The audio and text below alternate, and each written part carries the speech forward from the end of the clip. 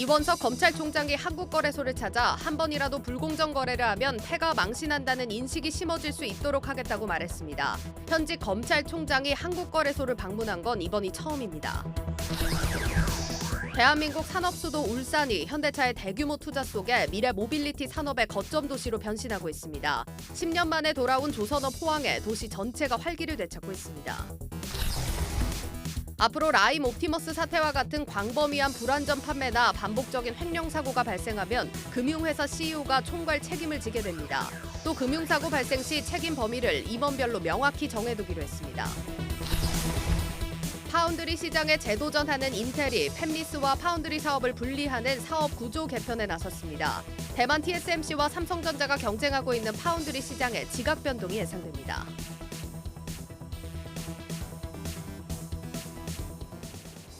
뉴스플러스 시작합니다. 사상 처음으로 현직 검찰총장이 한국거래소를 찾았습니다. 이원석 검찰총장은 공개적으로 주가 조작을 하면 패가 망신을 하게 될 것이라고 경고했습니다. 최근 주식시장의 불공정 거래와 관련한 금융 범죄가 잇따르면서 이를 엄벌하겠다는 검찰의 강력한 의지를 밝힌 상징적인 장면입니다. 첫 소식 송민아 기자입니다.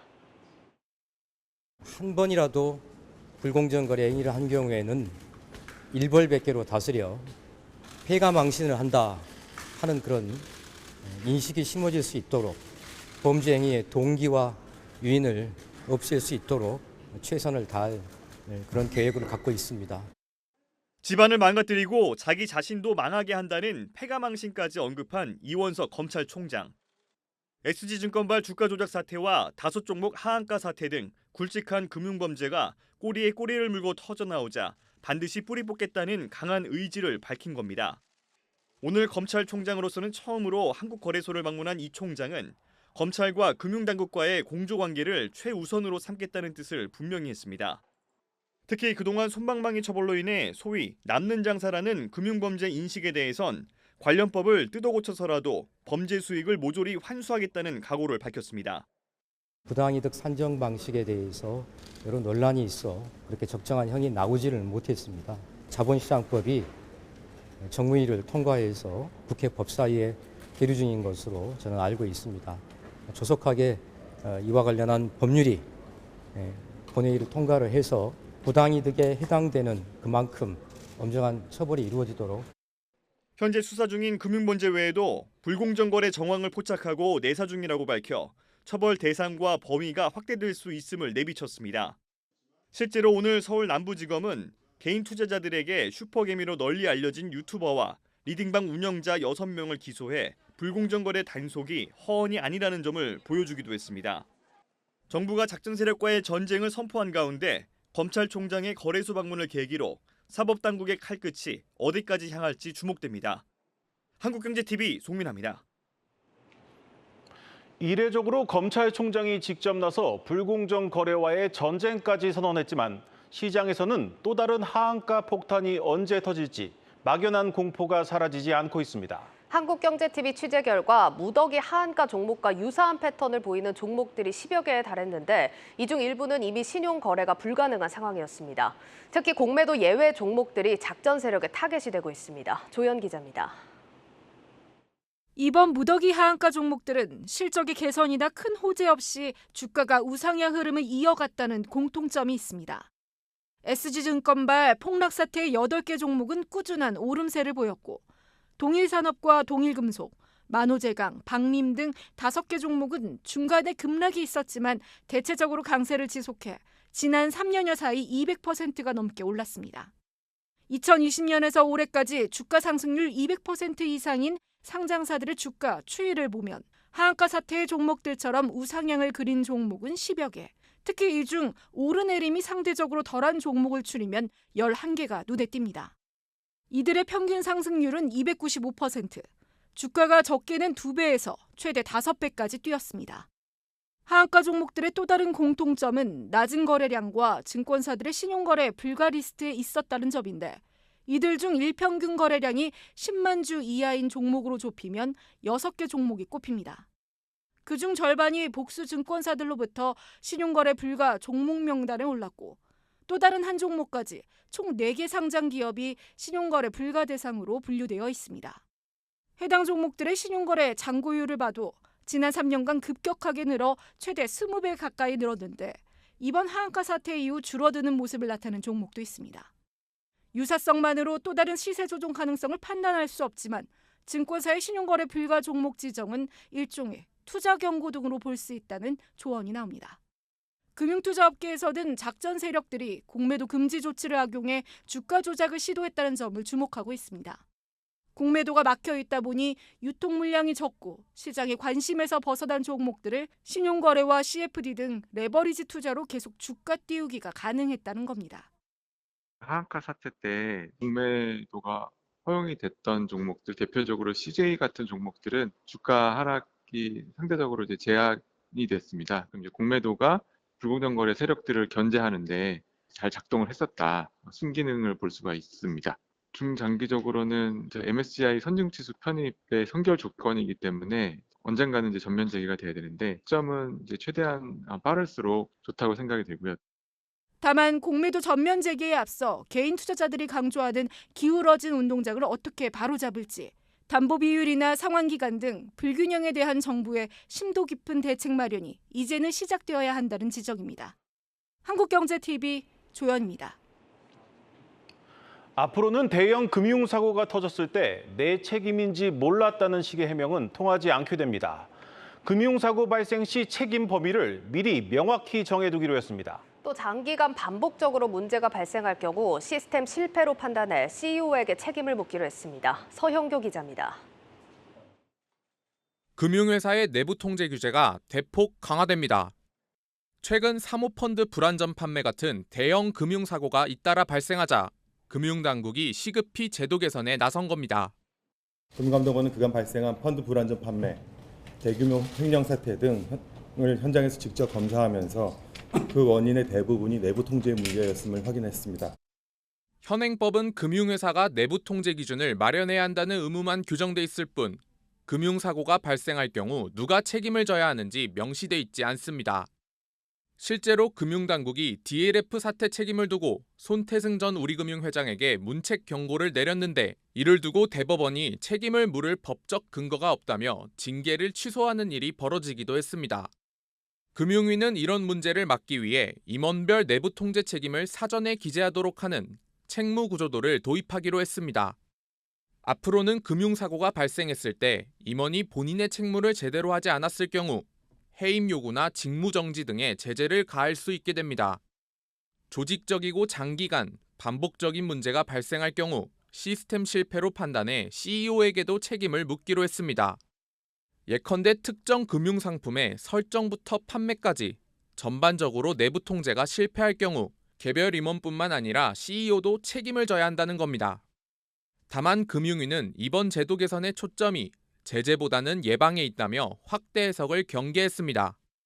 금융사고가 발생하더라도 상당한 주의를 다해 관리 조치를 한 것으로 인정되면 책임을 경감하거나 면제한다는 겁니다. 내부 통제 관련 제재를 강화하려는 것이 아니라 오히려 관련 의무를 충실히 한 임원에 대해서는 책임을 경감, 면제시키는 방법으로 운영하려고. 하지만 책임을 면제받을 수 있는 상당한 주의가 어느 수준인지 CEO가 처벌을 받는 시스템 실패는 구체적으로 어떤 경우인지를 두고 모호하다는 지적도 제기됩니다. 시스템의 문제인지 다른 문제인지 이걸 정확하게 구별하기가 쉽지가 않거든요. 사실상 중요한 의사결정들은 CEO들이 많이 내리게 되는데 지금 그 의사결정에 대한 책임은 밑에 임원들이 좀 지기 쉽게. 금융위는 제도 운영 과정에서 모범 사례 구축 등을 통해 예측 가능성을 높여나가겠다고 밝혔습니다. 한국경제TV 서영교입니다. 자동차와 조선으로 대표되는 대한민국의 산업 수도 울산이 미래차 산업의 핵심 거점으로 변신하고 있습니다. 현대차의 대규모 투자 속에 생산지 고령화와 청년층 이탈로 활력을 잃어가던 도시가 새로운 전기를 맞았습니다. 국내 최대의 전기차 생산 기지가 들어설 울산을 정재용 기자가 다녀왔습니다. 네, 지금 제 뒤로 보이는 게 현대자동차 울산 공장입니다. 국내 최대의 자동차 생산 기지가 위치한 울산에 현대차는 새롭게 전기차 전용 공장을 올해 착공하기로 했습니다. 기업의 새로운 투자를 지역사회는 크게 반기고 있습니다. 공업 대표도시 울산의 상황이 지금까지 그렇게 좋지만은 않았기 때문입니다. 울산대 인근 대학가, 대학생들로 북적여야 할 거리는 지나가는 사람이 손에 꼽힐 정도로 썰렁합니다. 거리의 상인들은 코로나가 다시 찾아온 것 같다며 한숨을 내쉽니다. 사람들이 여기 많이 유동인구가 줄었나요? 경기도 안 좋고 그동안 코로나에 집에 있던 습성이 몸에 배어가지고 우리도 일시간 안 나가요. 정말 많이 안 좋습니다. 코로나 때보다 훨씬 힘들다. 반 정도는 또 줄었대요. 2015년 120만 명에 가까웠던 울산 인구는 첨단 분야 일자리를 찾아 떠나는 청년층의 이탈로 현재 110만 명 선까지 떨어졌습니다. 자동차 조선 등 주력 사업을 기반으로 여전히 울산의 1인당 소득은 전국 1위이지만 연령별 격차는 커지고 있습니다. 30년 전인 1994년 현대차의 생산직 평균 연령은 31.3세였습니다. 현재 평균 연령은 49.2세로 무려 20살이 더 늘었습니다. 지난 3년간 울산광역시의 50에서 60대 취업자 수는 눈에 띄게 증가한 데 반해 20에서 30대 취업자 수는 제자리 걸음입니다. 때문에 현대차의 전기차 전용 공장 투자는 지역사회에 의미가 남다릅니다. 현대차는 2030년 연간 200만 대의 전기차를 판매하기로 목표를 잡았습니다.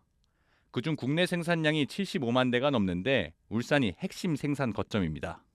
전기차 전용 공장은 기존과 다르게 로보틱스, 인공지능을 활용한 스마트 팩토리로 건설됩니다. 미래차 생산에 걸맞는 다양한 인재가 필요해진 겁니다. 울산대 안으로 들어가 봤습니다. 기계공학관 건물은 엘리베이터가 없어 5층 교수실까지 걸어 올라갈 수밖에 없습니다. 낡은 건물과 대비되는 스마트 혁신센터, 미래 모빌리티 실습실 표지가 눈에 들어옵니다. 울산대는 이달 정부의 미래형 자동차 인재 양성 사업에 선정됐습니다. 대학과 기업이 컨소시엄을 꾸려 미래차 전문 인력을 양성하자는 겁니다. 사업 총괄을 맡은 이목택 교수는 현대차의 이번 전기차 전용 공장 투자가 반갑습니다. 저희 목표 자체가 디지털 기반의 인력 양성이고 디지털 기반의 미래형 자동차를 기술 개발할 수 있는 인력 양성이다 보니까 커리큘럼 안에 그 AR이나 VR을 이용해 가지고 실제로 차량 내부를 디자인을 하고 그리고 나중에 이것을 3D 프린팅이라든지 물건을 만들어낼 수 있는 그런 코스까지도 저희가 접목을 하고 있는데 매년 울산대에서만 수십 명의 미래차 혁신 인재를 배출할 수 있다고 자신합니다. 육성된 전문 인력들은 완성차 업체뿐만 아니라 미래차 전환의 속도를 내는 부품사, 협력사까지 지역사회 생태계 전반에 공급됩니다. 네, 이곳은 울산 인근에 위치한 경주입니다. 이딴 기업들의 투자는 주변 지역 경제에까지 영향을 미치고 있습니다. 완성차 업체에 부품을 공급하는 협력사도 최근 실적이 크게 늘었다고 하는데요. 직접 이야기 들어보도록 하겠습니다. 자동차의 신경망으로 불리는 와이어링 하네스를 주력으로 생산하는 경신이라는 회사입니다. 경신은 1974년 현대자동차의 첫 독자 모델 포니 때부터 부품을 공급한 업체입니다. 경주 공장은 제네시스용 컨트롤 와이어링을 주력으로 생산하는데 고사양 자동차에는 차량 배선 완제품만 20개 정도가 탑재됩니다. 여기에 전기차 생산도 본격적으로 시작되면서 지난 2년 사이 경신의 경주 공장 매출만 2배 가까이 증가했습니다. 현대자동차가 그 생산량 증대 그리고 전기차에 대한 부분들이 많이 힘들게 되면서 저희 협력사 부분들도 그런 부분들이 많이 지금 성장을 하고 있습니다. 특히 저희가 이제 21년 기점으로 아이오닉 5가 양산이 되면서 저희 경주 공장 기준으로 매출액이 약 4,500억에서 지금 작년 기준으로 8,200억 정도로 약 181% 정도 지금 성장을 한 상태이고요. 경신은 현대차 그룹의 전기차 전환 속도에 발맞추기 위해 사업을 확장합니다. 경주 공장에 전기차 부품을 납품하는 화성 공장 증설과 더불어 베트남 등 해외 사업장 투자도 늘릴 방침입니다. 확대되는 미래차 투자가 울산과 그 인근 지역 사회 생태계에 새로운 활력을 불어넣고 있습니다. 한국경제TV 정재홍입니다. 10년 만에 돌아온 조선업 호황은 울산에 활력을 불어넣고 있습니다. 밀려든 주문 속에 도크는 가득 찼고 돌아온 기술자들로 인근 상권은 북적이고 있습니다. 턱밑까지 쫓아온 중국의 추격 속에 우리 조선업계는 첨단 친환경 선박으로 승부수를 던졌습니다. 이어서 고영욱 기자입니다. 조선업은 울산 경제의 17%, 고용의 약 20%를 담당합니다.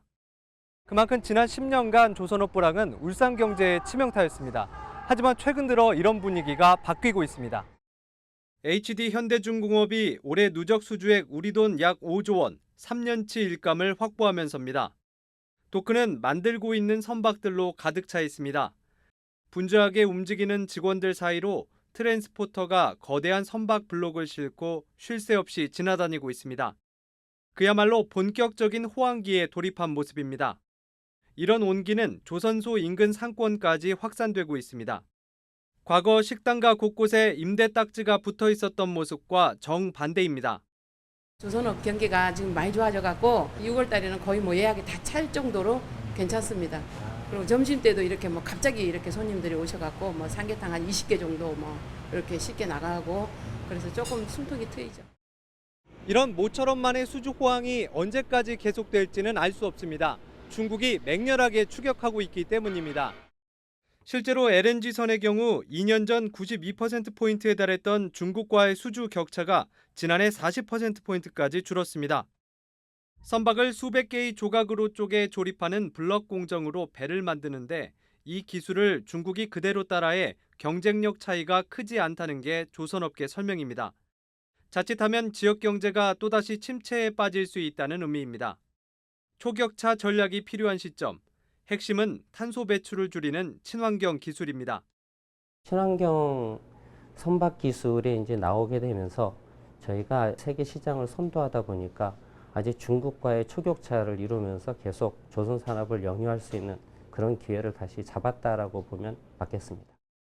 최근에는 세계 최초로 선박의 전 생애에 거쳐 탄소 배출량을 측정하는 프로젝트를 시작했습니다. 만들어질 때부터 폐선될 때까지 20년이 넘는 기간 동안 추적하는 장기 프로젝트입니다. 국제해사기구 등 국제사회가 2050년까지 탄소 배출 제로를 추진하고 있는 만큼 친환경 선박을 선도해 고객인 선사들을 사로잡는다는 포석입니다. 환경 규제에 대응하고 선주사의 요구에 부응함으로써 선박 수주량을 늘리고 차별화된 친환경 기술을 적용해서 수익성 역시 높일 수 있을 것으로 예상합니다. 핵심 기술인 친환경 엔진 기술도 앞서 나가고 있습니다. LNG와 디젤을 함께 연료로서 탄소 배출을 줄인 이 엔진은 LNG 운반선이나 컨테이너 7,000개를 싣고 움직이는 거대한 배에 들어갑니다. 특히 전 세계 LNG 운반선 5대 중 3척이 이 엔진을 씁니다. 수소와 암모니아, 메탄올 같은 차세대 친환경 엔진도 개발 중입니다. 메탄올 이중연료 엔진을 개발을 해서 통급로부터 인증을 받았고 그 첫 엔진이 덴마크 머스크 컨테이너 피더선에 탑재되어서 다음 달이면 이제 인도가 될 예정입니다. 울산시도 이런 친환경 전환을 적극적으로 지원하고 있습니다. 조선 분야 미래 친환경 통합 연구센터를 2025년까지 구축하여 친환경 선박 시스템, 전기 추진 체계, 핵심 기술 개발 등을 통해 스마트 선박 및 자율운항 선박 기자재 국산화로 HD 현대중공업과 함께 지역 중소기업을 육성 지원하겠습니다. 울산은 모처럼 찾아온 조선업 수주 호황 속에서도 마냥 들뜨지 않고 첨단 기술로 재무장하며 미래를 준비하고 있습니다. 한국경제TV 고영욱입니다.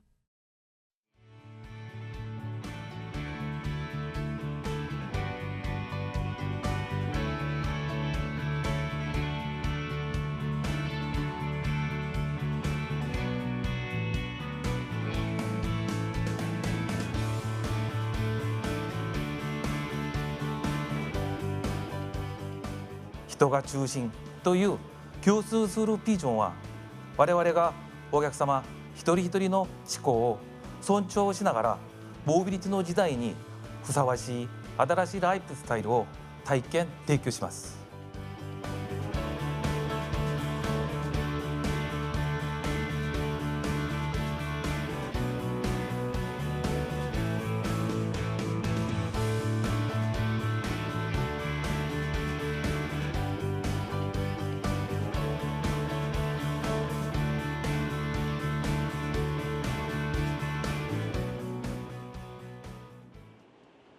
BTS 멤버들의 먹방으로 해외에서 선풍적인 인기를 끈 삼양식품의 매운 라면 불닭 시리즈가 누적 판매량 46억 개를 돌파했습니다. 삼양식품은 K라면의 전진기지인 밀양공장의 가동률을 높여 올해 매출 1조 원을 달성하겠다는 목표를 내놨습니다. 김예원 기자가 다녀왔습니다. 롤러로 얇게 편 밀가루가 고온의 스팀 터널을 통과합니다. 알맞게 익은 면이 틀을 거치면 우리가 아는 사각면으로 형태가 바뀝니다. 사각면은 곧바로 파묘해서 60초간 튀겨 바삭하게 만듭니다. 잘 튀겨진 면을 빠르게 식히고 스프와 담아 포장하면 먼 바다를 건널 불닭볶음면이 탄생합니다. 삼양식품의 밀양공장에선 이 수출용 라면을 분당 800개씩 생산하고 있습니다. 제면 공정 자동화와 디지털 기술로 인력을 기존 대비 3분의 1로 감축하는 등 생산성을 크게 높였습니다. 사공장에서 자동화가 제일 많이 된 부분이 믹서 부분입니다. 믹서 같은 경우는 지금 저희가 3개 라인을 돌리는데 2명의 인원이 다 자동화로 하고 있고요. 모바일로도 컨트롤이 가능한 공정입니다. 그래서 그쪽이 인원이 사공장에 비해서 거기는 뭐 한 50% 이상 줄어 있는 상황입니다. 삼양식품은 지난해 5월 2,400억 원을 투입해 밀양 공장을 건립했습니다. 불닭볶음면 챌린지 열풍으로 수출이 크게 증가하자 기존 공장만으론 늘어난 수요에 대응할 수 없어 신공장을 세운 겁니다. 특히 밀양은 부산 항과 인접해 기존 원주 공장 대비 물류비를 약 63% 절감할 수 있는 것도 장점입니다. 올해 밀양 공장은 연 4억 5천만 개 생산, 매출로는 3,200억 원 달성을 목표로 가동률을 끌어올릴 계획입니다. 이를 통해 삼양식품은 올해 처음으로 매출 1조 원 시대를 열겠다는 포부입니다. 1분기에는 저희가 기존에 실적이 좀 좋았던 중국이나 미국, 동남아시아뿐만 아니라 유럽 시장도 많이 확대가 되어가지고요. 해외 매출 비중이 한 60-70% 돼서 아마 그 정도 이상은 저희가 계속 성장은 할 수 있을 거라고. 지난해 불닭 브랜드의 해외 매출은 4,800억 원, 2012년 출시 이후 10년 만에 6,400배 성장했습니다.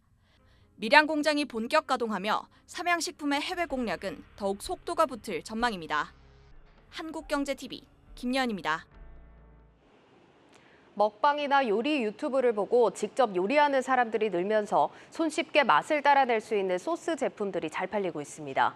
올해 시장 규모만 3조 원을 넘어설 것으로 전망되는 가운데 한식 세계화 속에 수출도 늘고 있습니다. 유호성 기자입니다. 구독자 153만 명을 보유한 유튜브 채널 먹어볼래. 지난 12일 불닭 소스로 생면 파스타를 만든 영상을 올렸는데 9일 만에 조회수 100만 회를 넘겼습니다. 외식 프랜차이즈 대표 백종원 씨가 마요네즈를 활용해 특제 소스를 만드는 영상도 100만 회가 넘는 조회수를 기록하고 있습니다. 이처럼 1인 미디어 발달로 요리나 먹방 채널 등을 보고 직접 요리를 해보겠다는 이들이 늘면서 쉽게 맛을 따라할 수 있게 돕는 소스 수요도 높아지고 있습니다. 소스는 동물성 원료에 향신료나 장류 등을 더해 가공한 것으로 식품 조리 전후 풍미를 끌어올리기 위한 목적으로 사용되는 액체나 반유동 상태의 조미식품을 말합니다. 2017년 1조 7천억 원이었던 소스 시장은 2021년 2조 7천억 원으로 5년 사이 55% 증가세를 보였습니다. 같은 기간 생산액도 1조 6천억 원에서 2조 4천억 원 규모로 성장했고 올해 생산과 판매 모두 3조 원을 돌파할 것으로 업계는 보고 있습니다. 해외에서 한식에 대한 관심이 높아지면서 우리 기업들이 만든 소스 수출도 늘었습니다.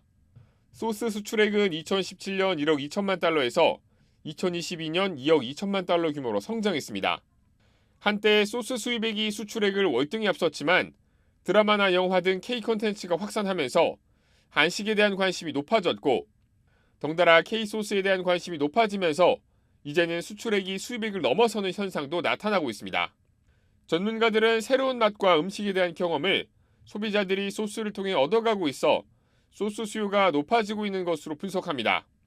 예전에는 그런 걸 안 먹던 사람들이 소스 시장이 확대되면서 굉장히 고가의 소스들도 이제 먹어보게 됐고 가정에서는 그런 것들을 먹는 사람들이 생겨났다라는 것도 대단하게 바뀐 거죠. 1인 가구 증가나 요리를 취미로 생각하는 인식 변화, 한식 소스에 대한 관심 증가로 K소스 시장 성장세는 지속될 전망입니다. 한국경제TV 유호성입니다. 갤러리아가 오는 26일 미국 유명 버거 브랜드 파이브 가이즈의 첫 한국 매장을 엽니다. 김동선 하나 갤러리아 전략본부장은 오늘 파이브 가이즈 1호 매장에서 기자 간담회를 열고 다른 버거 브랜드들과 품질이 완전히 차별화된 제품으로 경쟁자는 없다고 밝혔습니다. 파이브 가이즈는 강남점을 시작으로 5년 내에 국내에 15개 이상의 매장을 열 계획입니다. 저는 파이브 가이즈 음식에 장인 정신 수준의 정성이 담겼다고 생각합니다. 국내 고객분들께서도 이 같은 정성이 전달될 수 있도록 오리지널리티와 품질 유지에 최선을 다하겠습니다. 본격적인 전기차 시대가 도래하면서 가장 중요한 인프라로 꼽히는 전기차 충전 시장이 뜨겁습니다. 자동차 회사는 물론이고 배터리나 정유회사 등 우리가 알만한 대기업 대부분이 전기차 충전 시장에 뛰어들었습니다. 산업부 김채연 기자와 자세한 얘기 나눠보겠습니다. 김 기자, 먼저 이 전기차 충전 시장이 좀 얼마나 커지길래 이렇게 대기업들이 모두 뛰어드는 겁니까? 네, 내연기관차에 주유를 하듯 전기차 역시 작동시키려면 충전을 해야 하기 때문에 충전 인프라 시장이 성장하는 건 당연한 수순입니다. 그런데 전기차 보급이 늘고 있는 속도에 비해서 아직 충전 인프라는 부족한 상황인데요. 네. 국내에 설치된 전기차 충전기가 최근 24만 기를 넘어섰는데 국내에 보급된 전기차의 절반에 그치는 수준입니다. 차량 구매자들도 전기차 구매를 망설이는 가장 큰 이유로 충전 인프라 부족을 꼽습니다. 이렇기 때문에 국내 주요 기업들은 앞으로 충전 인프라 시장이 크게 성장할 것으로 보고 사업에 뛰어들고 있는 겁니다. 현대차 같은 완성차 기업뿐만 아니라 배터리, 정유, 모빌리티 사업을 하는 기업 대부분이 진출했다고 봐도 무방할 정도입니다. 독일의 컨설팅 기업 롤랜드버거가 최근 발표한 자료에 따르면 글로벌 전기차 충전 인프라 시장은 2023년엔 450조 원 규모로 성장할 것으로 전망하고 있습니다. 네, 그런데 그동안 이 전기차 충전 사업은 대부분 이 중소기업이 하지 않았습니까? 근데 최근 1, 2년 새 이 대기업들 위주로 좀 빠르게 구도가 바뀌고 있는 것 같네요. 네, 그렇습니다. 전기차 충전 시장은 원래 중소기업 위주로 진행이 되고 있었는데요. 네. 최근에 활발한 M&A가 이루어지면서 대기업 위주로 시장이 재편되고 있습니다. 최근 2년간 전기차 충전 인프라 관련 M&A는 최소 7건에 달했습니다. SK는 무려 4곳을 인수했는데요. 2021년에 SK 시그넷을 인수해 사업에 진출한 뒤에 SK 에버차즈, SK 일렉링크, 아톰파워를 잇따라 사들였습니다. 충전기 사업에만 무려 8천억 원 이상을 투자한 것으로 파악됩니다. 배터리 사업을 하는 LG도 지난해 GS와 함께 하이버 차저를 인수해 충전 사업에 진출했습니다. 정유 사업을 주력으로 하는 GS도 충전 사업에 적극적인데요. 자회사인 GS 칼텍스가 보유한 주유사에 지난해 인수한 차지비의 충전 인프라를 깔아서 사업을 확대하고 있습니다. 네. 자체적으로 충전 사업에 진출한 기업도 있는데요. 현대차 그룹의 경우엔 이피트라는 자체 브랜드를 통해서 충전 사업을 하고 있습니다. 네, 일단 겉으로 보기에는 SK그룹이 가장 적극적으로 나서는 분위기인데 이 SK 같은 경우에는 미국에서도 직접 충전기 사업을 하고 있지 않습니까? 네, 그렇습니다. 먼저 전기차 충전 인프라 시장을 간략하게 설명드리면 크게 충전기 제조와 이 충전기를 관리, 운영하는 사업으로 나눌 수 있습니다. 그리고 또 충전기 제조에서는 충전 속도에 따라서 급속, 완속으로 구분할 수 있는데요. 네. 급속 충전기의 경우에는 고속도로나 공공기관에서 주로 사용하고 완속은 가정용으로 사용되는 겁니다. SK는 무려 8곳의 계열사를 통해서 충전 사업을 하고 있는데요. 충전기 제조부터 운영 관리까지 밸류체인을 전부 갖추고 있습니다. SK는 국내에서 급속 충전기를 가장 많이 보유하고 있고 충전소 가입자 수도 가장 많습니다. 이 중에서 핵심 계열사는 초급속 충전기를 제조하는 SK 시그넷입니다. 주력 제품인 350kW급 충전기는 단 18분이면 충전이 됩니다.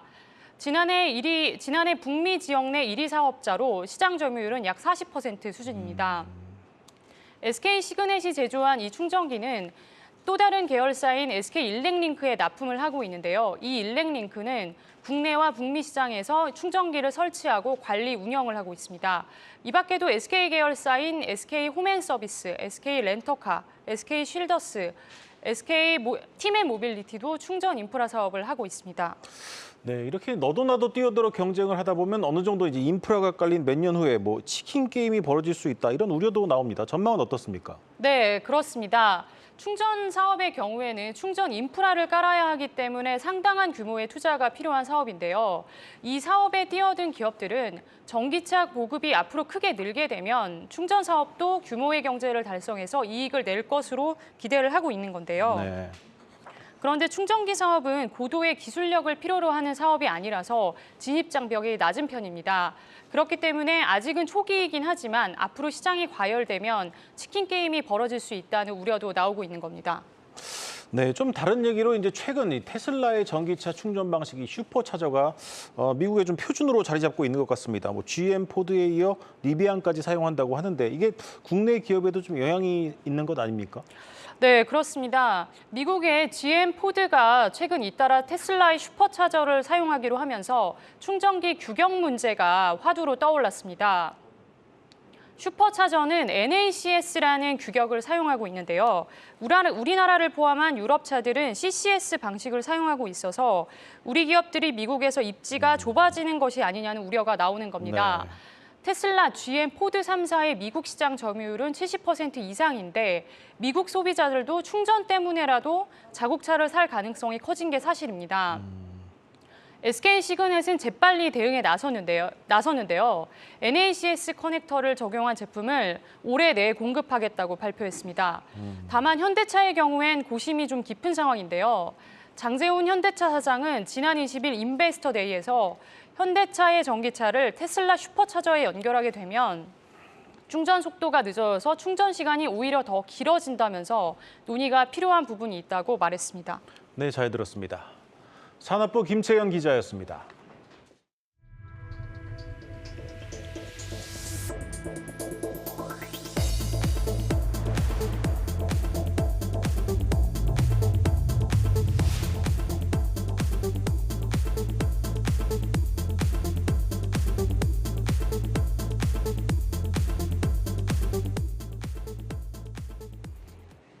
과거 588이라고 불리던 국내 최대 집창촌이 있었던 청량리 일대가 초고층 주거단지로 다시 태어났습니다. 새로운 인구 유입과 함께 사통팔달의 교통망까지 더해지면서 서울 동부권의 중심지로 거듭나고 있습니다. 양현주 기자가 그 현장을 다녀왔습니다. 대규모 정비 사업이 동시다발로 이뤄지면서 서울에서 가장 숨가쁘게 변모하고 있는 동대문구 청량리역 일대. 노후된 청과시장과 집창촌이 뒤섞여 혼잡했던 공간이 초고층 주거단지로 탈바꿈했습니다. 네, 제가 지금 있는 이곳은 과거 서울의 대표적인 집창촌이었던 청량리 588 인근입니다. 지난 2017년 강제 철거가 진행된 이후 6년여 만에 초고층 아파트가 속속 진입하며 천지개벽을 이룬 모습입니다. 청량리 3대장 중 한 곳으로 꼽히는 한양 수자인 그라시엘의 입주도 이달부터 본격적으로 시작됐습니다. 59층 높이의 아파트답게 입주민 전용 옥상 정원을 갖추고 돌출형 발코니 등 특화 시설을 더해 분양 당시 인기를 끌었던 곳입니다. 대규모 위주로 새로운 인구가 유입되면서 우범지대였던 청량리 일대 분위기도 크게 달라졌습니다. 무섭죠. 혼자 다니려면. 예, 그때는. 지금은 뭐 얼마나 좋아요. 아름답고. 나도 지금 계속 구경하고 앉는 거예요. 여기 588이라 가지고 애들도 우리 집이 여기만 잘 둘러서 큰 길로 청량리 볼리스로 다녔어요. 젊은 사람들이 별로 없어요. 지금은 그래도 많이 변화가 됐지. 다음 달 인근 아파트 단지에 1,400여 가구가 추가로 입주할 예정인데 연말까지 총 3,200가구 입주가 단기간에 집중됩니다. 새 아파트 입주에 교통 인프라까지 확충되면서 청량리는 새로운 상권으로 주목받고 있습니다. 현재 청량리역은 지하철 1호선과 분당선 등 총 6개 노선이 운영되고 있는데 향후 GTX BC 노선을 포함해 4개 노선이 추가로 신설될 예정입니다. 오는 2030년 GTX BC 노선이 차질 없이 개설되면 하루 평균 15만여 명 수준인 청량리역 유동인구는 30만 명까지 늘어날 전망입니다. 청량리역 일대가 서울역, 용산역을 이은 신흥교통 요지로 떠오르면서 인근 집값과 상권도 들썩였습니다. 실제로 한양 소자인 그라시엘의 경우 지난 3일 전용 84제곱미터 분양권이 기존 분양가 대비 3억 원 가까이 오른 14억 1,485만 원에 거래됐습니다. 6억대 정도, 7억대 정도. 전세 가격이 5억 얼마부터 시작했다가 지금 6억대로 좀 올라왔어요. 급하게 노는 사람들 있고 손님들 그렇게 올라가는 추세. 대규모 개발 사업이 진행되는 청량리 일대가 동북부 최대 주거 상권 중심지로 자리매김할지 주목됩니다. 한국경제TV 양현주입니다. 오늘 주식시장 상황 점검해 보겠습니다. 증시 프리즘 오민지 기자와 함께합니다. 오 기자, 오늘 이제 주식시장 다른 국가들은 대부분 떨어졌는데 우리 시장은 조금 올랐습니다. 특별한 이유가 있었습니까? 네, 좀 자세히 살펴보도록 하겠습니다. 지난밤에 미국의 3대 지수가 모두 하락한 데 이어서 오늘은 니케이가 0.92%, 상해 종합이 1.31%, 항생이 1.98% 하락하는 등 이 주요 아시아 국가들의 지수가 하락 마감했습니다. 네. 파월이 의회에 출석해서 매파적인 발언을 이어가면서 글로벌 증시가 위축된 모습을 보인 건데요. 국내 증시는 기관의 매수세를 중심으로 그래도 소폭이지만 상승하면서 장을 마쳤습니다. 오늘 유가증권 시장은 전거래일보다 0.43%, 코스닥은 0.08% 상승했는데요. 매매 주체별로는 유가증권 시장에서 기관이 홀로 2,353억 원을 순매수했고요. 네. 개인이 1,091억 원, 외국인이 1,284억 원을 순매도했습니다. 코스닥 시장에서는 기관이 459억 원, 또 외국인이 336억 원을 순매수했고 개인이 439억 원을 순매도했습니다. 네, 기관의 매수 덕분에 장이 상승하기는 했는데 이 파월의 이 매파적인 발언에도 불구하고 시장이 상승한 이유는 뭡니까? 일단 증권가에서는 코스피의 모멘텀이 여전히 좀 유효하다, 살아있다라는 점에서 투자 매력도가 있다라는 분석을 네. 내놨습니다. 강대석 유한타증권 연구원은요, 52주 신고가를 상향 돌파했던 이 상승 모멘텀이 여전히 외국인의 순매수, 가격, 또 이익의 측면에서 살아있다, 이렇게 평가를 한 건데요. 외국인 매매 동향을 살펴보면 이 외국인 투자자가 코스피에 6월 동안 약 1,500억 원 규모를 순매도로 전환을 했습니다. 네. 세부적으로 보면은 코스피의 대형주에는 마이너스 490억 원이 기록이 됐고요. 나머지는 약 1,000억 원 수준이 중소형주에서 순매도가 이루어졌다는 점을 확인할 수 있습니다. 이 업종별로도 순매수 동향이 지난 5월에 비해서 크게 달라지지 않았는데요. 반도체, 자동차, 조선과 같은 업종을 중심으로 순매수 기조가 여전히 좀 유지되고 있습니다. 이 흐름이 반전됐다고 보기는 어려운 부분입니다. 실제로 코스피 시가총액 상위 500위 내에서 가격 모멘텀과 이익 모멘텀을 반영을 해서 산출이 되는 FN가이드의 모멘텀 지수가 있는데요. 보시는 것처럼 연중 최고치를 기록하고 있습니다. 네, 그래도 이제 우리 시장이 이제 연초부터 계속 오르지 않았습니까? 실적이 좀 뒷받침되지 않는다면 이 밸류에이션 상으로 좀 부담스러울 수 있는 구간인 것 같은데요. 맞습니다. 52주 신고가를 기록했던 고점과 대비해서는 조금 떨어졌지만 밸류에이션 여전히 높은 상황인데요. 이번에 매파 소식이 전해진 점도 밸류에이션 부담을 더하는 요소로 꼽힙니다. 하지만 말씀해 주신 것처럼 실적 시즌이 주가지수 상승에 또 동력이 될 수 있다, 이런 전망도 나옵니다. 기업들의 이익 추정치가 회복이 되면 지수가 상승 모멘텀을 더 강화할 수 있다라는 겁니다. 이 시나리오에 대해서 기대해 볼 만한 이유가요. 3분기 수출 산업 경기 전망 지수가 6개 분기 만에 기준치 100을 상회했습니다. 네. 108.7을 기록하면서 3분기 수출 회복에 대한 기대감이 커지고 있는 겁니다. 실적 시즌이 다가오면서 국내의 기업들의 이익이 우상향하는 것을 확인하면서 이 지수도 더 오를 수 있다라는 겁니다. 네, 실적 시즌 좀 주의 깊게 살펴봐야겠습니다. 다음 좀 시장 이슈로 넘어가 보겠습니다. 오늘 장에서는 어떤 종목들이 좀 주목을 받았습니까? 먼저 포스코홀딩스가 수소 사업권을 확보했다라는 소식이 전해지면서 이날만 3.53% 상승했습니다. 이날 포스코홀딩스는 자사를 포함해서 세계 국가의 6개사 컨소시엄이 오만의 수도인 무스카트에서 그린 수소 독점 사업의 개발과 생산, 또 부지 임대 계약을 체결했다고 밝혔는데요. 이번 계약은 무려 47년 동안 독점적으로 진행되고요. 국내 기업이 추진하는 해외 그린 수소 독점 사업권으로는 최대 규모입니다. 이 그린 수소는요, 탄소 배출 없이 태양광이나 이 풍력 등의 재생에너지로 생산한 전기를 이용해서 물을 또 분해해서 만드는 청정 수소를 말하는데요. 이 컨소시엄에 참여하는 6개사는 포스코홀딩스와 삼성 엔지니어링, 한국 남부발전, 한국동서발전, 이 프랑스의 엔지, 태국의 PTT EP입니다. 국내 기업 중에서 상장사인 삼성 엔지니어링도 오늘 이 소식 덕분에 3.74% 주가가 뛰었습니다. 네. 오늘도 좀 교육 관련주들이 화제였습니다. 정부가 공교육을 강화하고 이 사교육을 잡겠다고 나서면서 관련 기업들 희비가 엇갈렸습니다. 네, 맞습니다. 특히 학원에서 흔히들 익히는 킬러 문항, 굉장히 어려운 문항을 말하죠. 이 킬러 문항을 수능에서 배제해야 한다, 이런 방침을 정부가 밝히면서 공교육 중심의 사업을 진행하고 있는 기업들이 주목을 받았습니다.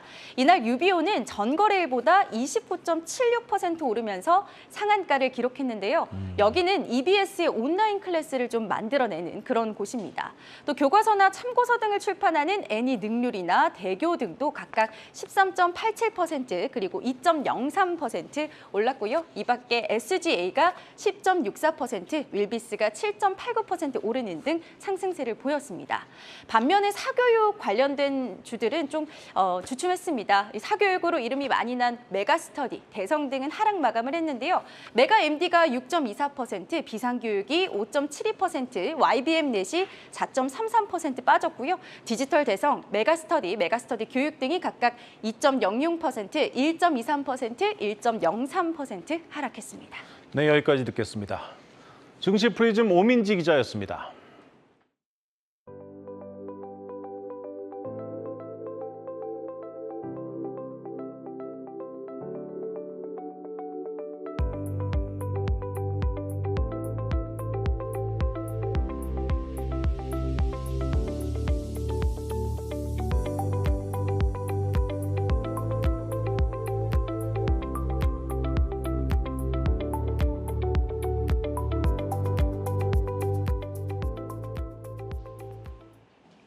노동계가 내년도 최저임금을 올해보다 26.9% 오른 12,210원으로 요구했습니다. 경영계는 납득하기 힘들다며 반발하고 있는 가운데 관심이 모아지고 있는 업종별 구분 적용은 표결을 앞두고 있습니다. 현장에 나가 있는 취재기자 연결해서 들어보겠습니다. 이민재 기자, 최저임금 논의 진행 상황 어떻습니까? 제7차 전원회의에서 내년 최저임금 논의가 이어지고 있습니다. 노동계는 회의 직전에 내년 최저임금 최초 요구안으로 12,210원을 제시했습니다. 이는 올해 최저임금인 9,620원보다 26.9% 오른 수준입니다. 월 노동시간 209시간을 적용해 월급으로 바꾸면 255만 1,890원입니다. 노동계는 소비자 물가 전망치로 환산한 내년 명목 금액이 14,465원인데 노동자 가구의 경상소득 대비 노동소득의 평균 비율이 84%를 만족하는 금액으로 정했다고 설명했습니다. 하지만 경영계는 노동계의 요구에 납득할 수 없다며 강력하게 반발했습니다. 경영계는 최저임금 업종별 구분 적용이 선행돼야 한다며 최초 요구안을 내놓지 않았습니다. 구분 적용이 통과되지 않는다면 경영계는 동결이 아닌 삭감으로 더 거세게 대응할 수 있다고 밝힌 만큼 갈등이 더욱 치열해질 가능성이 높습니다. 앞서 지난 20일 열린 전원회의에서 업종 구분 적용에 대한 표결을 하려 했지만 이견 때문에 시작조차 못했습니다. 최저임금위는 오늘 회의에서 업종별 구분 적용을 마무리하기 위해 관련 논의를 진행 중입니다. 업종 구분에 대한 분류를 세세하게 나누고 음식, 숙박, 편의점, 택시 운송 등 업종에서 감액을 얼마나 할지 경영계 측에서 안을 제시한 것으로 알려졌습니다. 지난 21일 소상공인들은 서울 여의도 국회의사당 앞에서 최저임금 구분 적용 시행을 강력히 요청한다며 최저임금 동결거리 대회를 진행했습니다. 이들은 인건비가 더 오를 경우 직원 감소와 폐점만이 아니라 인력을 로봇으로 대체하는 시대가 더 빨라질 것으로 내다봤습니다. 지금까지 정부 세종청사에서 한국경제TV 이민재입니다. 신용도 낮은 사람들의 대출 문턱이 갈수록 높아지고 있습니다. 연체율 상승에 대한 우려 속에 저축은행들이 건전성 관리에 나서면서 소액 대출마저 어려워지고 있습니다. 장슬기 기자의 보도입니다. 건전성에 적신호가 켜진 저축은행들이 대출 문턱을 잇따라 높이고 있습니다. 금융당국에 따르면 저축은행의 올 1분기 전체 대출 잔액은 지난해 말보다 약 2조 원 감소했습니다. 저축은행들은 한 해 총량 관리를 위해 보통 연말에 대출을 줄이는데 해가 바뀐 후에도 신규 대출을 줄인 것은 집계가 시작된 지난 2006년 이후 올해가 처음입니다. 저축은행의 주력인 중금리 대출 취급액도 전년보다 40%가량 줄었습니다. 지난해 말부터 이어진 조달금리 상승과 연체율 악화로 저축은행들이 대출 취급을 전체적으로 줄이며 건전성 관리에 나선 겁니다. 부실 가능성이 큰 채권을 의미하는 고정 이하 여신 비율도 꾸준히 상승하고 있어 우량 고객만 선별해 보수적으로 대출을 해주는 방침은 장기간 이어질 전망입니다. 특히 저신용자나 소상공인이 급전 마련을 위해 주로 이용하는 소액 신용대출도 당분간 줄여나간다는 계획입니다. 소액대출, 신용대출 줄어들고 있잖아요. 그리고 신용대출 자체가 나가지가 않아요. 빚을 제때 갚지 못하는 대출자들이 늘고 있는 만큼 카드론 문턱도 덩달아 높아질 조짐이 보입니다. 2년 전 6,200억 원 수준이었던 카드론 연체액은 올해 7,600억 원으로 1,000억 원 넘게 증가했습니다. 사실상 서민들의 급전 마련 창구인 제2금융권의 문턱이 모두 높아지면서 저신용자 등 취약계층은 제도권 금융에서 내몰릴 위기에 처했습니다. 하지만 금융당국도 지속적으로 제2금융권의 연체율 악화를 지적하고 나선 만큼 금융사들은 자산 확대보다는 건전성 관리에 초점을 맞춘다는 방침입니다. 한국경제TV 장슬기입니다. 전 세계적인 통화 긴축과 금리 인상으로 유동성이 줄어들면서 벤처 투자 시장이 크게 위축되고 있습니다. 민간은 물론 정부 지원도 줄어들고 있는데 벤처 기업들의 성장 불씨가 꺼지지 않도록 정책적 지원이 필요하다는 목소리가 나오고 있습니다. 유주환 기자입니다. 코로나 팬데믹을 극복하기 위해 공급됐던 유동성이 회수되기 시작한 지난해 3분기부터 국내 벤처 투자가 급감하고 있습니다. 올해 1분기 국내 벤처 투자 금액은 9천억 원을 기록해 지난 2020년 2분기 이후 약 3년 만에 처음으로 1조 원을 밑돌았습니다. 최근 들어 기업 공개 시장을 중심으로 온기가 돌며 후기 기업의 경우 자금 조달에 숨통이 트이는 모습이지만 자금 수요가 가장 큰 창업 3년에서 7년 사이 중기 기업의 사정은 여전히 어려운 것으로 전해집니다. 정부는 모태펀드, 성장 사다리 펀드 등을 필두로 정책 펀드의 조성과 집행을 늘려간다는 계획인데 이에 마중물이 될 수 있는 민간 투자 활성화도 함께 추진돼야 한다는 지적입니다. 조금 시간을 두고 점진적으로 이 자금원을 민간 자본으로 계속해서 전환해야 되겠다라고 하는 그런 중장기적인 그런 정책 목표가 있는 거고요. 그런 관점에서 보면 지금 이 시장에 들어오지 않은 새로운 자금원이 될 수가 있는 거죠. 민간의 어떤 개인 일반 투자자 자금이라고 하는 게 그게 하나고, 영국이나 미국과 같은 경우에도 동일한 그런 상황에서 동일한 목적으로 들어온 사례가 있습니다. 벤처기업에 대한 투자는 일반적으로 고수익, 고위험의 투자로 여겨지지만 투자자 보호장치를 포함한 적절한 인센티브가 주어진다면 오히려 자금 조달이 어려운 시기가 추후 안정적인 수익을 낼 기회라는 분석도 있습니다. There's slightly less competition around for funding early stage businesses. There's a lot of big tech companies actually laying off lots of people who are part of the entrepreneur tribes I talked about earlier, who are setting up their own businesses. So there's plenty of new business generation coming through. Big downturn in the global financial crisis. There were a whole load of major, world-leading tech businesses that came out of that period. So 미국과 영국 등 선진 자본시장에선 이미 수십 년 전부터 일반 투자자들이 채권 또는 주식의 형태로 벤처기업에 투자하는 펀드가 조성돼 왔습니다.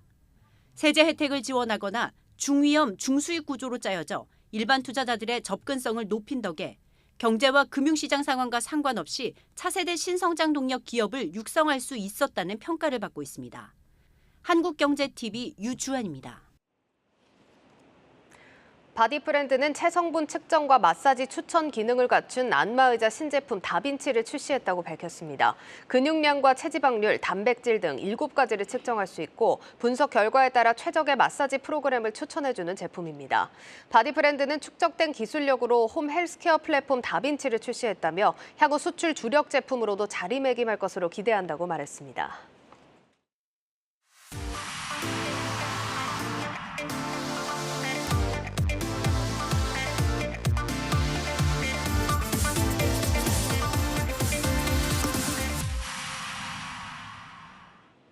네, 고웨스트 시간입니다. 미국 증시 숨고르기가 좀 길어지고 있는 상황이죠. 글로벌 콘텐츠부 박찬희 기자와 월가 의견 종합해 보겠습니다. 박 기자, 먼저 오늘 키워드부터 좀 볼까요? 네, 오늘 첫 번째 키워드 돌아온 매파월입니다. 제롬 파월 연준 의장은 지난주 FOMC 결과 발표 기자회견에서 비교적 비둘기파적인 발언으로 시장을 달랜 바 있는데요. 간밤 하원 청문회에서 보다 매파에 가까운 모습을 보이면서 투자 심리를 위축시켰습니다. 먼저 간밤 파월 의장의 청문회 핵심 발언부터 들어보겠습니다. In May, the 12-month change in the CPI came in at 4.0%, and the change in the core CPI was 5.3%. Inflation has moderated somewhat since the middle of last year. Nonetheless, inflation pressures continue to run high, and the process of getting inflation back down to 2% has a long way to go. 네, 파월 의장은 지난해 초부터 지금까지 기준금리를 5%포인트 올린 것이 미국 경제에 부담으로 작용하고 있지만 긴축 정책의 영향이 경제에 완전히 반영되려면 시간이 더 필요하다라고 내다봤는데요. 그러면서 인플레이션을 잡기 위해 연내 기준금리를 2번 더 올리는 것은 매우 타당하다라면서 금리 인상의 필요성을 재차 강조했습니다. 네. 앞서 연준은 이달 FOMC에서 기준금리를 한 차례 동결했는데 이에 대해 파월 의장은 긴축을 종료한 것이 아니라 유지한 것이다라는 발언을 밝히기도 했습니다. 연준에게 아직 카드가 남아 있다는 말처럼 들리기도 합니다. 이게 실제로 보면 추가 인상 가능성을 거론하기도 했죠. 네, 앞서 언급한 내용 외에 이번 연설에 좀 주목해야 될 내용을 제가 정리해봤는데요. 네. 파월 의장은 지난주 금리 동결 결정에 대해서 향후 적절한 최종금리 수준과 인상 속도를 가늠하기 위한 결정이었다라고 설명을 했습니다. 또한 완전한 통화 정책의 효과를 보기 위해서는 시간이 필요하다라면서 이에 따라 긴축 속도는 더 이상 핵심 사안이 아니다라고 말을 했는데요. 6월 FOMC 점도표의 연내 금리 인상을 2회로 상향 조정한 것에 대해서 향후 연준의 정책 방향을 적절히 제시했다라고 거듭 강조하기도 했습니다. 네, 일단 지난주 기자회견보다는 매파적인 발언이 나왔지만 조금 좀 위안을 삼아볼 부분은 연준 위원들이 모두 매파로 돌아선 건 아니라는 겁니다. 관련해서 좀 참고해볼 만한 발언들이 있었을까요? 네, 연준 인사들 중에서 비둘기파 인사로 꼽히는 오스틴 굴스비 시카고 연은 총재와 또 중립을 지키고 있는 라파엘 보스틱 아틀랜타 연은 총재의 연설이 있었는데요. 네. 굴스비 총재는 지난 20년 동안 가장 빠른 속도의 금리 인상이 있었기 때문에 이제는 긴축 속도를 조절하고 정책 효과를 지켜볼 때이다 이렇게 말했습니다. 네. 그러면서 오로지 데이터만에 의존해서 정책을 운영할 것이다라고 설명을 했습니다. 라파엘 보스틱 연은 총재도 현재 통화 정책이 확실히 긴축 수준에 도달했다라면서 연내 금리를 동결하는 것을 선호한다라고 말했는데요. 그러기 위해선 물가와 정책 효과를 먼저 확인해야 한다라고 덧붙였습니다. 간밤 미국 증시는 파월 의장의 매파적 발언에 3거래일 내리 하락 마감했는데요. 이렇게 일부 연준 인사들이 비둘기파적인 발언을 내놓으면서 추가 하락은 좀 방어하는 모습이었습니다. 예, 그래도 당장 오늘 밤부터 파월 의장 상원 청문회도 예정이 되어 있고 연준 이사들, 연준 위원들 그리고 실업수당 청구 건수 지표까지 예정이 되어 있는 만큼 함께 좀 참고하시면 좋을 것 같습니다. 자, 다음 키워드로 넘어가 보죠. 네, 다음 키워드는 파운드리 삼국지입니다. 네. 세계 최대 CPU 제조사 인텔이 반도체 위탁 생산을 뜻하는 파운드리 사업을 본격적으로 강화한다라는 소식이 전해졌는데요. 이에 따라 대만 TSMC와 한국 삼성전자 양강 체제였던 파운드리 시장이 3강 체제로 변모하게 될 수 있다는 전망이 나왔습니다. 인텔은 그동안 파운드리 사업부를 제조그룹 내 하위 부서로 운영해왔지만 앞으로는 파운드리 사업을 독립적인 사업부로 떼어내서 강력하게 지원할 방침입니다. 일각에서는 인텔이 세계 1위 CPU 제조사인 만큼 자사 설계 사업부로부터 받는 이 수주 물량만으로도 삼성전자를 제치고 시장 점유율 2위를 차지할 수 있다는 관측까지 나왔습니다. 네. 인텔은 파운드리 사업부의 수주 상황과 매출 등을 별도로 집계해서 발표할 계획이다라고 밝혔는데요. 이러한 결정은 빼앗긴 반도체 사업 주도권을 되찾아오려는 그런 의지에서 비롯된 것으로 풀이가 되고 있습니다. 앞서 인텔의 팻 겔싱어 CEO는 로이터 통신과의 인터뷰에서 반도체 사업을 아시아에 빼앗겼다라면서 이를 되찾기 위해서 경쟁력을 더 키워야 한다라고 밝힌 바 있습니다. 근데 이렇게 파운드리 사업을 강화한다라는 소식이 나왔음에도 사실 인텔 주가가 많이 빠졌거든요. 왜 네. 그렇다고 봐야 될까요? 외신들은 인텔이 파운드리 사업부가 이 향후 독립적인 사업부로서 매출을 올리기 시작한 것이라고 밝혔지만 사업부 분리 일정 등 명확한 계획을 공개하지 않으면서 주가가 5% 급락했다라고 전했습니다. 네. 또한 사업 구조 조정에 따른 재무 부담이 단기적으로 주가의 부담으로 작용할 것이다라는 분석도 나왔는데요. 이에 따라 최근 상승분에 대한 차익 실현 물량이 출회된 것으로 풀이가 되고 있습니다. 인텔의 주가는 최근 한 달간 10% 가까이 급등한 바 있습니다. 다만 일부 전문가들은 이러한 하락을 오히려 투자 기회로 삼을 수 있다라고 주장하기도 했는데요. 앞서 전해드린 것처럼 인텔은 자체 수주를 통해서 2030년까지 파운드리 사업부를 확대할 계획입니다. 사업 반경을 넓히기 위해서 경쟁사인 AMD와 설계회사 ARM과의 협력도 마다하지 않고 있는 상황입니다. 네. 전 세계 모바일 기기의 어플리케이션 프로세서를 준 이 ARM의 상장을 앞두고 전략적 투자 가능성까지 거론되고 있습니다. 한때 CPU 발열과 이 가격, 그리고 또 이 설계 기술에 밀렸던 인텔이 또 전방위적인 투자를 확대하는 만큼 장기적인 관점에서 인텔을 좀 주목할 필요가 있다라는 설명입니다. 네, 일단 단기적으로는 주가에 좀 부담이 될 수 있다라는 분석에 하락을 하긴 했지만 장기 비전을 보면서 좀 주시는 할 필요가 있어 보입니다. 자, 그럼 마지막 키워드 확인해 보죠. 마지막 키워드는 돌아온 강세장입니다. 네. 비트코인 가격이 2달 만에 3만 달러를 회복하면서 다시 강세장으로 돌아왔다는 목소리가 나왔기 때문입니다. 오늘 오후 4시 기준 비트코인 가격은 전일 대비 4.5% 오른 3만 100달러, 우리 돈 3,890만 원 선에서 거래가 됐는데요. 상승률은 간밤 새벽 1시 30분경 7%까지 치솟기도 했습니다. 뿐만 아니라 간밤 기술주들이 일제히 하락한 가운데 가상화폐 관련주들은 급등세를 보였는데요. 네. 비트코인 선물 ETF인 BTF와 XBTF, 또 BITO, 비토는 일제히 7% 넘게 올랐고 비트코인을 대거 보유한 IT 기업 마이크로스트래티지가 5.71%, 가상화폐 거래소 코인베이스가 1.77% 상승하기도 했습니다. 네, 그런데 비트코인이나 뭐 가상화폐 관련주가 지금 미국 SEC 규제 조치를 받는다든지 상황이 좀 좋지는 못하거든요. 그런데도 좀 급등한 이유는 뭐라고 봐야 될까요? 네, 이번 상승은 세계 최대 자산운용사인 이 블랙록에서 비트코인 현물 ETF를 허가받을 수 있다는 기대감이 나왔기 때문입니다. 이런 기대감이 호재로 작용한 건데요. 약 1조 달러 규모의 자산을 운용하고 있는 이 블랙록은 지난주 미국 증권거래위원회 SEC에 iShares 비트코인 트러스트 ETF 상장을 신청하고 강도 높은 심사를 받아왔습니다. 블랙록 외에 인베스코, 또 위즈덤트리 같은 다른 대형 자산운용사들도 미국 SEC에 비트코인 현물 ETF 상장을 신청했는데 승인 가능성이 높다는 분석이 나오고 있습니다. 비트코인 선물 시세가 아니라 비트코인 현물을 직접 사들이는 방식의 ETF는 그동안 SEC의 벽을 넘지 못했는데요. SEC는 암호화폐 전문 운용사인 그레스케일의 비트코인 현물 ETF 승인을 두고 갈등을 겪고 있기도 합니다. 블랙록은 사무 투자자를 대상으로 비트코인 ETF를 운영한 경험이 있고 또 규제 당국과 마찰을 빚을 가능성이 낮은 기관이라는 점에서 그레이스케일보다 긍정적으로 받아들여지고 있는 그런 부분입니다. 또 매파 발언을 쏟아낸 파월도 이번 가격 상승에 역할을 좀 했는데요. 파월 회장은 하원 청문회에서 가상화폐가 화폐로서의 지위를 가진 것처럼 보인다고 언급을 하면서 불시에 좀 더 기름을 붓는 모습이었습니다. 네, 여기까지 듣겠습니다. 고웨스트 박찬희 기자였습니다. 오늘 저희 뉴스플러스가 준비한 소식도 여기까지입니다. 시청해주신 여러분 고맙습니다.